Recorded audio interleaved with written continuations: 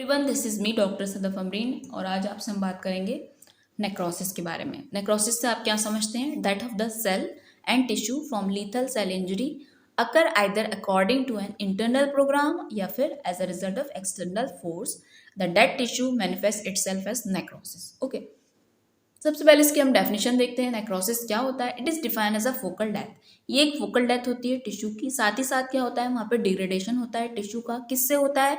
Hydrolytic enzyme से होता है। ये हाइड्रोलिटिक एंजाइम कहाँ से आते हैं? डाइंग सेल रिलीज करते हैं या फिर ल्यूकोसाइड जो कि वहाँ पर आते हैं एज अ पार्ट ऑफ, जो कि आगे वहाँ रिक्रूट होते हैं as a part of inflammatory reaction to the dead cell. तो ये हुई हमारी डेफिनेशन ऑफ नेक्रोसिस। नेक्स्ट, जो मॉर्फोलॉजिक अपीयरेंस होती है नेक्रोसिस की, वो दो एसेंशियली एक कॉन्करेंट प्रोसेस होते हैं। सबसे पहले एंजाइमेटिक डाइजेशन होता है सेल का, नेक्स्ट डीनेचुरेशन होता है प्रोटीन। इनकी वजह से ही मॉर्फोलॉजिक अपीयरेंस जो होती है नेक्रोसिस की हमें देखने को मिलती है। Enzymes are derived from the lysosomes of the dead cell जिसे बोलते हैं ऑटोलिसिस, और from the lysosomes of immigrants leukocyte जिसे बोलते हैं हेट्रोलिसिस। अब नेक्रोसिस होती ही क्यों है? क्या क्या कॉजेज होते हैं? नेक्रोसिस होने का कॉज होता है हाइपोक्सिया। कुछ फिजिकल एजेंट होते हैं, कुछ केमिकल एजेंट होते हैं, कुछ बायोलॉजिकल एजेंट होते हैं। तो फिजिकल एजेंट जैसे कि ट्रॉमा है, हीट है, कोल्ड है, रेडिएशन है।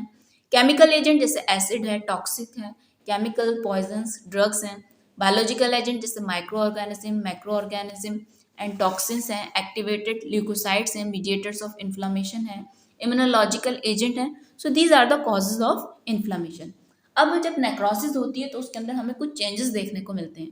क्या क्या चेंजेस होते हैं? कुछ चेंजेस हमें साइटोप्लाज्म में देखने को मिलते हैं, कुछ न्यूक्लियस के अंदर देखने को मिलते हैं और कुछ देखने को मिलते हैं माइटोकॉन्ड्रिया के अंदर।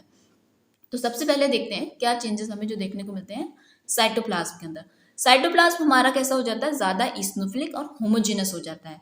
नेक्रोटिक सेल जो होते हैं वो शो करते हैं increase eosinophilia in haematoxylin eosin stain. क्यों शो करते हैं? Due to loss of cytoplasmic RNA. जो साइटोप्लाज्मिक आरएनए हो उसका लॉस हो जाता है, जो कि बाइंड कर जाता है ब्लू डाई से हेमेटोजाइलिन से। और साइटोप्लाज्मिक प्रोटीन जो होते हैं वो डिनेचुर्ड हो जाते हैं, जो बाइंड कर जाते हैं रेड डाई से, जिसे बोलते हैं ईओसिन। नेक्रोटिक सेल जो होते हैं उनकी बहुत ज्यादा ग्लासी होमोजेनस अपीयरेंस हो जाती है देन द नॉर्मल सेल से, mainly as a result of क्यों? लॉस ऑफ ग्लाइकोजन पार्टिकल की वजह से, क्योंकि उनके अंदर से जो है ग्लाइकोजन पार्टिकल जो है उसका लॉस हो जाता है। इसकी वजह से बहुत ज्यादा ग्लासी होमोजेनस अपीयरेंस हो जाती है। नेक्स्ट देखते हैं न्यूक्लियस के अंदर क्या चेंजेस देखने को मिलते हैं। न्यूक्लियस के अंदर देखने को मिलता है हमें सबसे पहला फाइक्नोसिस। फाइक्नोसिस मतलब जो सेल का जो न्यूक्लियस होता है उसकी श्रिंकेज होने लगती है और बेसोफिलिया बढ़ने लगता है। ठीक है, नेक्स्ट होती है कैरियोलिसिस। कैरियोलिसिस मतलब सेल का जो न्यूक्लियस है उसका डिसोल्यूशन होने लगता है।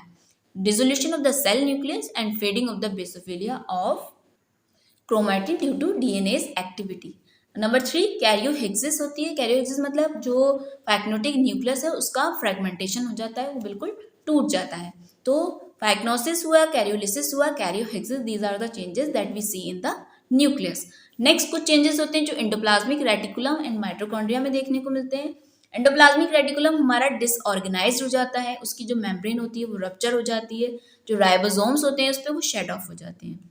माइटोकॉन्ड्रिया स्वेल कर जाती है, उसके अंदर जो इंटरमाइटोकॉन्ड्रियल ग्रैन्यूल्स होते हैं उनका लॉस हो जाता है। क्रिस्टी जो होते हैं वो लॉस हो जाते हैं, उनका शेप बिल्कुल चेंज हो जाता है। और जो बाहर की आउटर मेम्ब्रेन होती है माइटोकॉन्ड्रिया की वो हमारी रप्चर हो जाती है। अब देखते हैं नेक्स्ट टाइप ऑफ नेक्रोसिस। कितने टाइप की नेक्रोसिस होती है?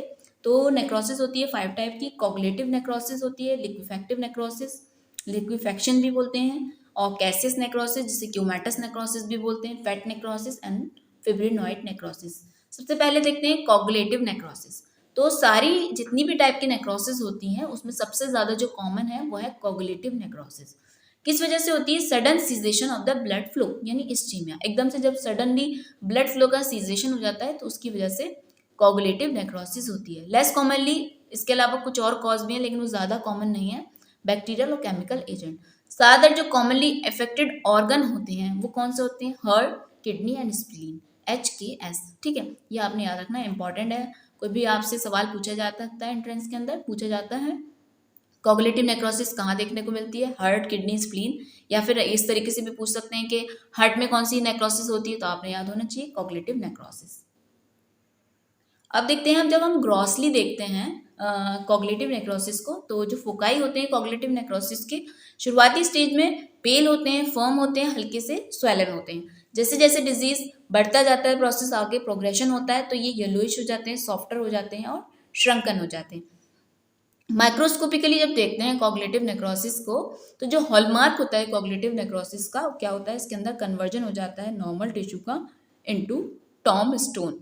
इसमें खास बात ये होती है कि जो सेल्स होते हैं उनकी आउटलाइन तो रिटेन रहती है, मतलब आउटलाइन पे कोई फर्क नहीं पड़ता, जो उसके अंदर की जो साइटोप्लाज्मिक न्यूक्लियर डिटेल होती है वो लॉस हो जाती है।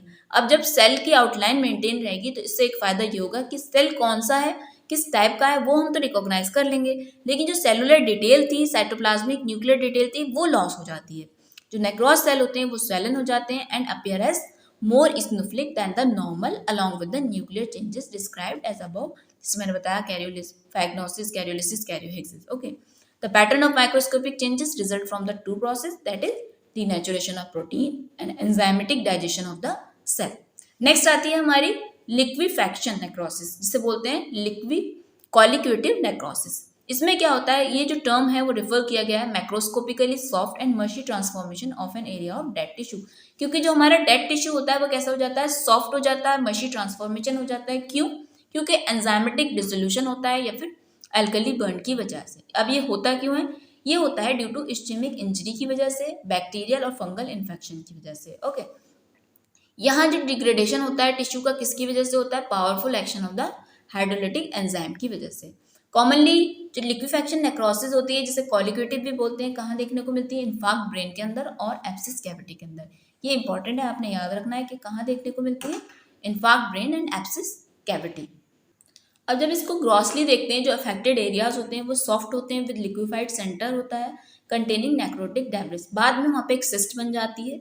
माइक्रोस्कोपिकली जब हम सिस्टिक स्पेस को देखते हैं तो उसके अंदर नेक्रोटिक सेल डेब्रिस होती है एंड मैक्रोफेजेस होते हैं जो फिल्ड होते हैं with phagocytose material. And cystic space जो होता है वो कैसे बनता है, पॉलिफ्रेटिंग कैपिलरीज के जरिए, इन्फ्लामेटरी सेल्स के जरिए and gliosis in case of brain. So आज हमने आपसे डिस्कस किया coagulative necrosis and the liquefactive necrosis. Next part के अंदर मैं आपसे डिस्कस करूंगी caseous necrosis and fat necrosis and final one is the fibrinoid necrosis. I hope आपको ये वीडियो मेरा पसंद आया होगा। अगर आपको अच्छा लगा तो मेरे वीडियो को लाइक करें, अपने दोस्तों के साथ शेयर करें। फिर मिलते हैं आपसे नेक्स्ट वीडियो के अंदर। जब तक के लिए thank you so much for watching my video. Thank you so much.